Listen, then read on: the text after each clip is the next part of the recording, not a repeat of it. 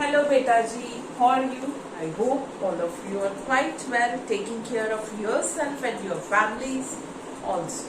With good hope, let's begin with today's topic. Today's topic is from 11th standard political science, election and representation. We are living in India and each and every citizen of India very much familiar with the elections. Elections की बात करो, politics की बात करो, घंटों लग जाएंगे discussion में, डिबेट में, डिस्कशन में, फेवरेट लीडर, पार्टीज, फेवर में, अगेंस्ट में argument, so much enthusiastic Indian people are. So there's no need to give any introduction of the chapter. Okay, but why do we need election? Okay, this is also you are very much familiar. Election means real power in the hand of the people. Okay, by casting, voting, right to vote. Okay, by casting their vote right, the common citizen, we show that real power is in the hand of the common people. जिसको मर्जी prime minister बना दो, minister बना दो, leader बना दो, next time नहीं पसंद है तो. Okay, so but election, that's why it's also necessary, because we all can't represent, we can't run the country. सारे के सारे अगर कहें कि मैं ज्यादा कैपेबल हूँ, मैं हूँ 100 करोड़ से ज्यादा, ठीक है, 130, इतने करोड़ की आबादी कहाँ खुद मैनेज कर पाए? It's quite difficult. सो हम लोग अपने रिप्रेजेंटेटिव्स चुनते हैं कुछ जो हमारे ही बिहाफ पे जाके गवर्नमेंट का काम देखते हैं, गवर्नमेंट को चलाते हैं, कंट्री को चलाते हैं. अगर हमें उनका काम पसंद नहीं आता तो हम उनको क्या है, नेक्स्ट टाइम उनको हरा देते हैं, उनकी पोस्ट से निकाल भी सकते हैं. Getting my thing? So let's begin with today's topic. Our topic is election and democracy. Without election democracy is zero. कुछ ही कंट्रीज जो हैं वो इलेक्शन का दिखावा करते हैं, जैसे हमारा नेबरिंग कंट्री है China.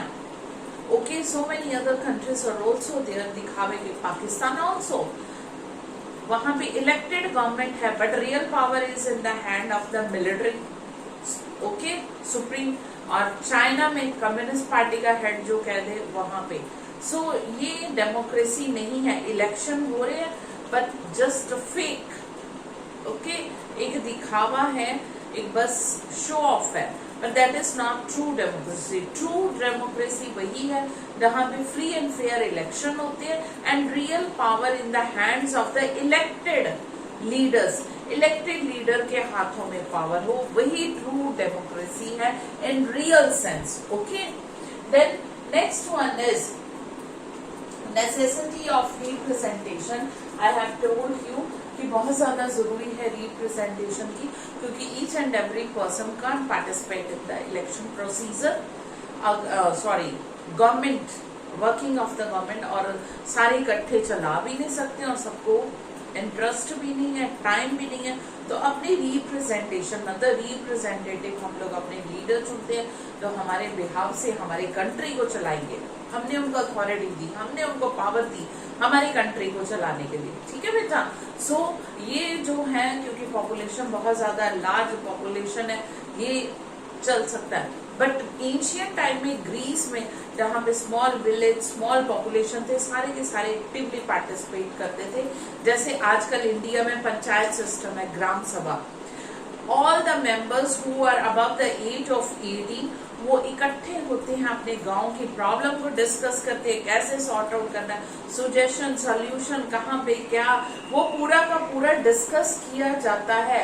That is possible on the small scale, not on the large scale. Okay, large scale India as a whole, it's not possible कि सारे के सारे citizens इकट्ठे बैठ के अपनी प्रॉब्लम डिस्कस करें, बताएं. Not at all. So representative democracy है, हम अपने लीडर, अपने रिप्रेजेंटेटिव चुनते हैं और वो आगे चल के हमारी गवर्नमेंट चलाते हैं. Democratic election, I have told you, free and fair election होने चाहिए और पावर जो है इलेक्टेड लीडर के हाथों में होती है। इंडिया में अब इलेक्शन का प्रोसीजर क्या है? इंडिया में इलेक्शन का प्रोसीजर जो है वो क्लियरली एक एक बच्चे को पता है। जब भी इलेक्शन स्टार्ट होते हैं, इलेक्शन कमीशन अपने हाथों में पूरा इलेक्शन का अपने हाथों में ले लेता है। Election commissioner presently you are very much familiar, Sushil Chandra है इंडिया के। सो ये जो है right from the announcing the dates of the election की जब डेट्स अनाउंस होती है उसी दिन से पूरा का पूरा इलेक्शंस का जो भी प्रोसीजर है, जो भी काम है, वो सारा अपने हाथों में ले लेते हैं। Okay, getting my thing. और कैसे इलेक्शन का काम करना है, कौन सी डेट्स होंगी इलेक्शन की, वोटर की लिस्ट अपडेट करनी, ठीक है, जो 18 के अबव के एज के हो गए हैं सिटीजन, उन न्यू वोटर्स को ऐड करना वोटिंग लिस्ट में, जिनकी डेथ हो गई है उनको निकालना। ये सारा काम शुरू से हो जाता है जब इलेक्शन आने वाले होते हैं, उससे 6 मंथ पहले अपडेट। फिर इलेक्शन कमीशन देखता है फ्री एंड फेयर हो, कंपेनिंग सही तरह से हो, लैंग्वेज, हर कैंडिडेट ने अपना जो फॉर्म फिल किया है, ओके, इलेक्शन में पार्टिसिपेट करने के लिए पहले फॉर्म फिल करवाए जाते हैं, फिर उनकी स्क्रूटनी होती है, ठीक है, छांटा जाता है कितनी एसेट है, कितनी उनकी लायबिलिटी, कितना ठीक है, ये सब कुछ election commission A to Z करता है। सबसे बढ़िया बात ये है हमारे इंडिया में इलेक्शन कमीशन जो है दैट इज टोटली फ्री, बिल्कुल फ्री है, प्राइम मिनिस्टर प्रेसिडेंट के अंडर नहीं। Once it's appointed it works under the okay law, constitution के अंडर जो लिखी गई है आर्टिकल्स, लॉ जो भी है, गाइडलाइन, उसके अकॉर्डिंगली काम करता है, ना कि प्राइम मिनिस्टर के ऑर्डर पे, ना प्रेसिडेंट, ठीक है, किसी हायर अथॉरिटी के। That election commission work according to the guidelines of the constitution, under the constitution. Okay, ये एक बड़ी अच्छी बात है इंडिया में, और यही हमारे डेमोक्रेटिक स्पिरिट और डेमोक्रेटिक सिस्टम को बहुत ज्यादा स्ट्रांग करता है। अब हमारा है first past the post system. ये बच्चे आपने बड़े ध्यान से समझना है। First past the post system, जो पहले पास हो जाए वही इलेक्टेड है। अब मेरी बात सुनो ध्यान से। इंडिया में किसी भी कैंडिडेट को इलेक्ट होने के लिए ये जरूरी नहीं है कि मेजोरिटी उसको वोट मिले, यानी कि 100 में से कम 51 ओके वोट्स होना, ऐसा कोई क्राइटेरिया नहीं। 100 में से किसी ने 28 भी ले लिए, ठीक है, जैसे पास होने के लिए 100 में से 33 मार्क्स पहले होते थे, वैसा ही हिसाब समझ लो। इससे भी डाउन ड्रॉप है, ठीक है, किसी ने 28% वोट लिए, वो विनर हो गया, क्योंकि बाकी सब उससे नीचे हैं। किसी ने 24 लिए हैं, किसी ने 23 लिए हैं, किसी ने 21 लिए, तो 28 जिसके सबसे ऊपर है वो विनर डिक्लेयर है। यानी कि कोई क्राइटेरिया नहीं है 51% होने जरूरी है।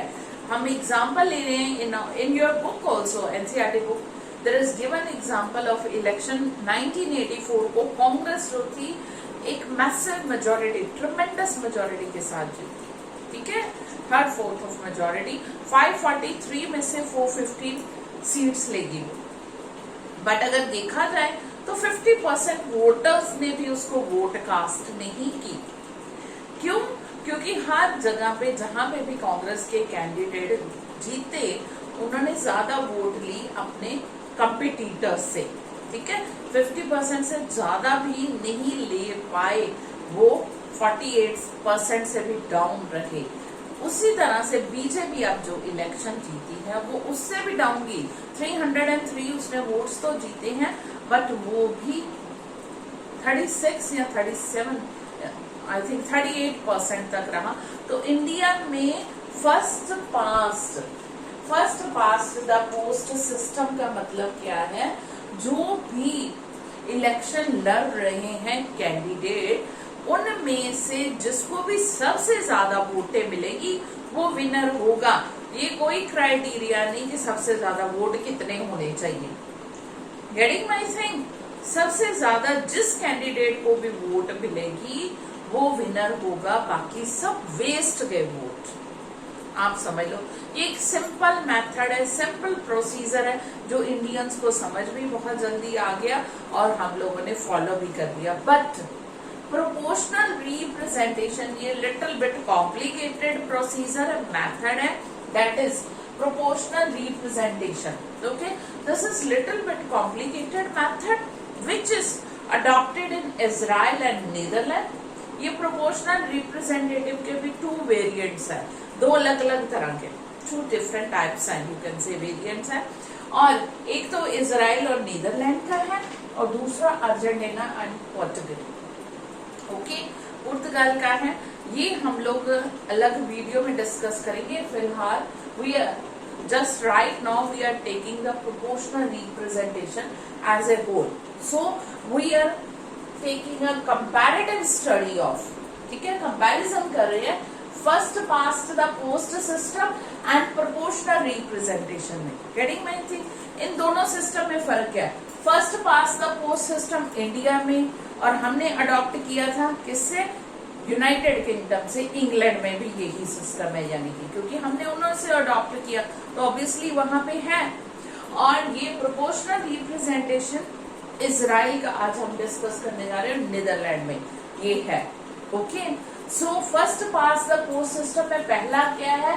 डिवाइडेड, पूरे कंट्री को जियोग्राफिकल एरिया के अकॉर्डिंगली स्मॉल कॉन्स्टिट्यूएंसीज में डिवाइड कर दिया जाता है। ओके, कि इस कॉन्स्टिट्यूएंसी में ये लीडर खड़े हैं, ये पार्टी के ये है, हर पार्टी यानी कि अपने कैंडिडेट खड़े कर देती है।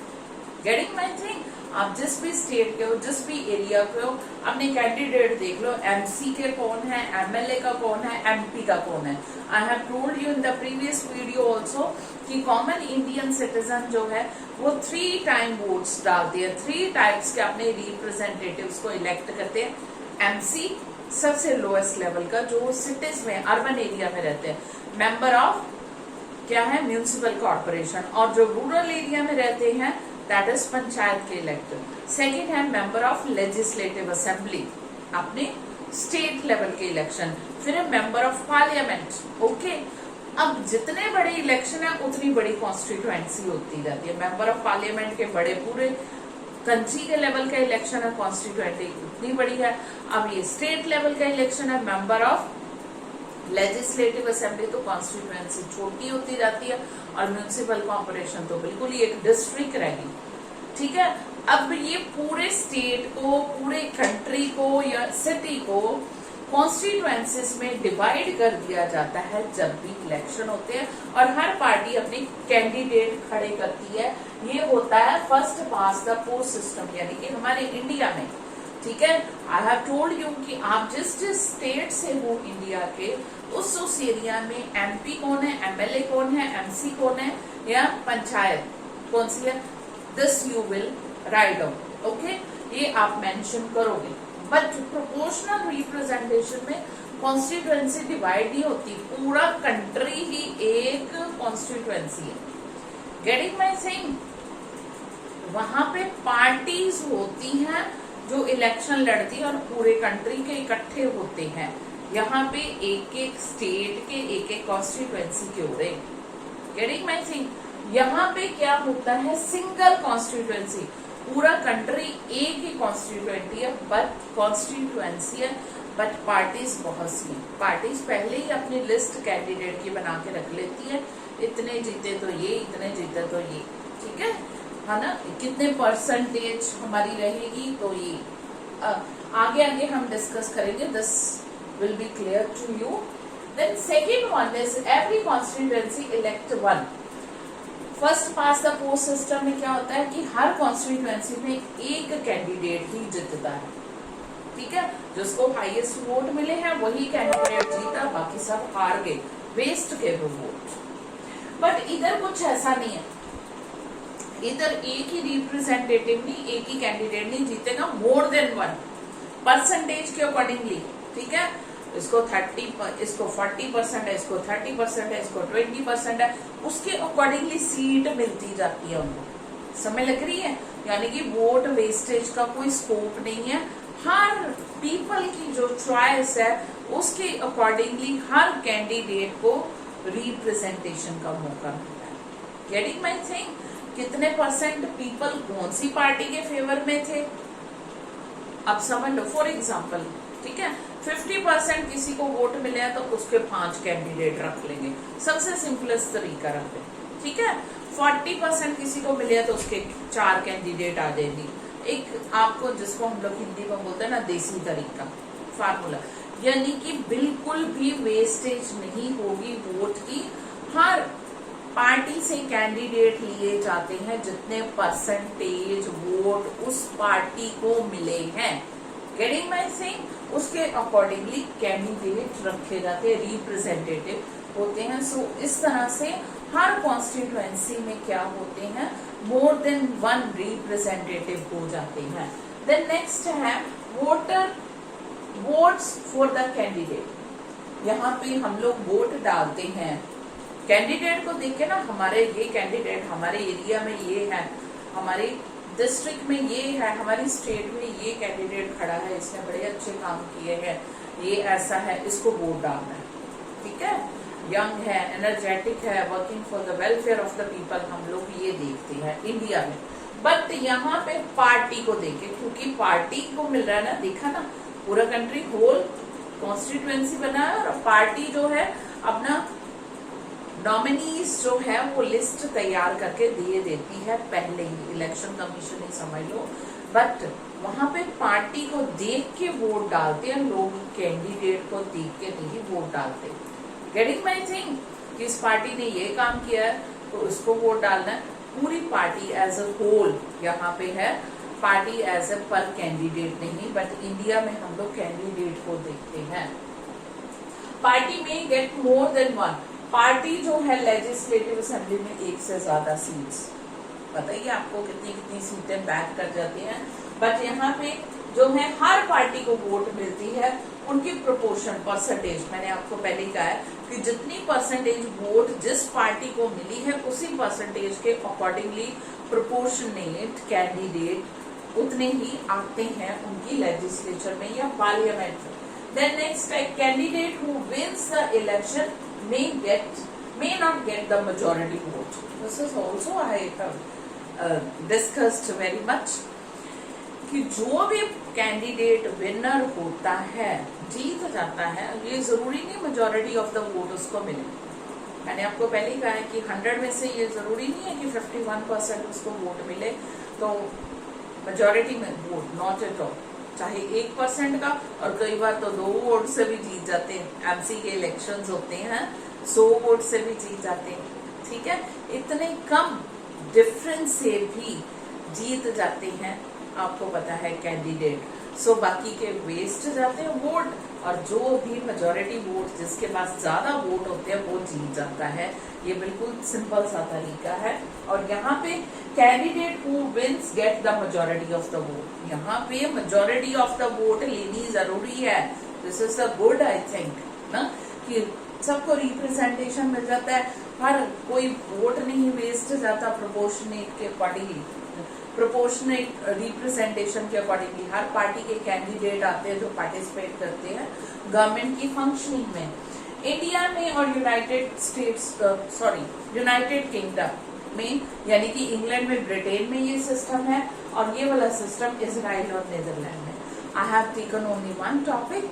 I hope you understood today's topic, but still you have any problem, send me your problem in comment section. Before leaving, please like, share and subscribe to my channel.